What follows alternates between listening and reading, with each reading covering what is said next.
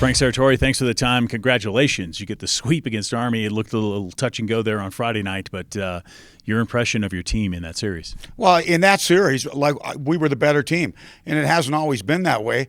It's always tough, regardless of who's the favorite, who's older, who's younger. But we were the better team. We were clearly the better team on Friday. It got away from us a little bit at the end, but it shouldn't have gotten that far. To be honest with you, we had a bad call against. The game should end in overtime. Before the overtime, we should have won 3-2. The last goal should have been disallowed. The referee in chief cleared that up. I mean, it was black and white. The officials missed the call, and I'm talking about it not to make an excuse. I'm talking about it to defend my guys. We played a strong game.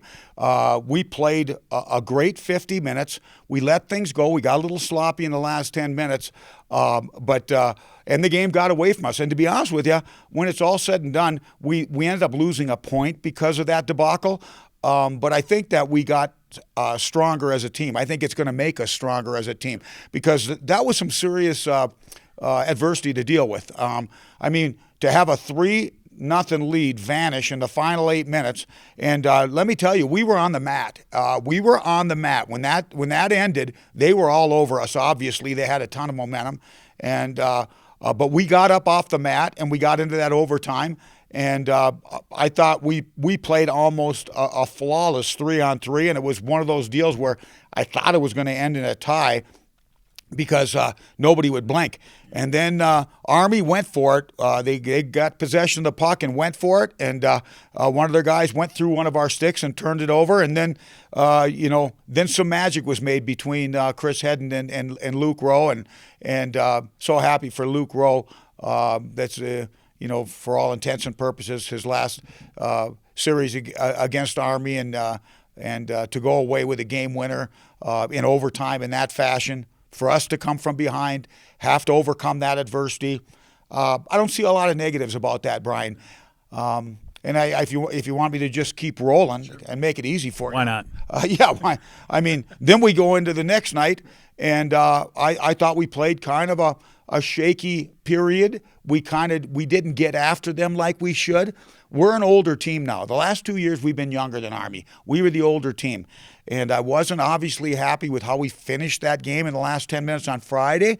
And the opening 20 minutes I kind of thought was a little bit the same. We weren't getting after them. We were trying to win easy. And I don't say much anymore, but I had a few words for the boys between the first and second period. And we went out in that second and third period and did what we should do as an older, more experienced team. We imposed our will on them. To be honest with you, we suffocated them, and we beat them 4-0 handily in those final 2 periods. So, when you look at that Army series, I liked 50 minutes on Friday, and I liked 40 minutes on Saturday, and 90 out of 120 minutes. It's not complete, but we're getting closer to being complete, and it was enough to get us 5 points. And hey, those games are stressful. Right. Every game means something. Every game means something, but those games mean a little bit more. Yeah. And anybody that's at Army, Navy, Air Force that says different is either fooling themselves or lying. Exactly. You got 7 points now in Atlantic hockey. We're at the start of the season, but now you go on a road trip against Mercyhurst, Canisius. You'll be staying out there for this because it's the Thanksgiving holiday. Not much of a holiday when you're on a business trip. What do you want to see?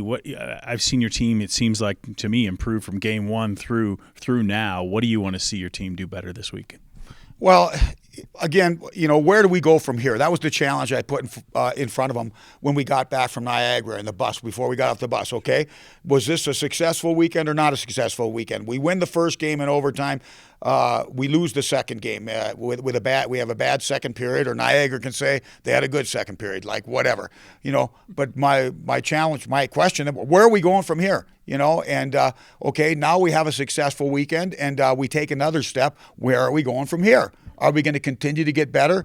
The one thing I liked about the majority of the Army series, especially the last 40 minutes on Saturday night, in order to win with consistency, you first have to learn how not to beat yourself. And we didn't do a lot of things to beat ourselves. We managed the puck. We played a 200-foot game. We got pucks behind their defensemen. We pressured them. Hey, it's simple. It sounds simple, but like if you want to win with consistency, if you want to beat an opponent on a given night, you probably want to play more in the offensive zone than you do in the defensive zone. And we did that in the first 50 minutes on Friday, the second 40 minutes on Saturday, and we need more of that. Final question I have for you. You mentioned Luke Rowe playing arguably his last series against Army. He's going to graduate in December.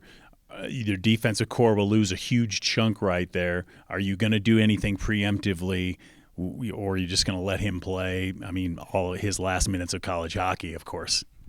Well, he's going to play his last minutes of college hockey. Are you asking me if we're going to do anything special, or what are you asking? Are you going to maybe move some guys around on the defensive line, or does he stay there? And then what happens after he leaves? Oh, Luke Rowe's on this team until he's not.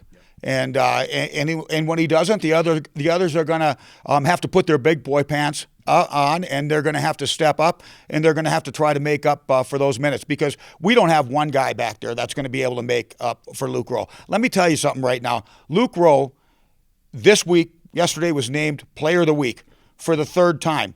Well, the league tries not to give that to the same player all the time, right, because they want to spread it around.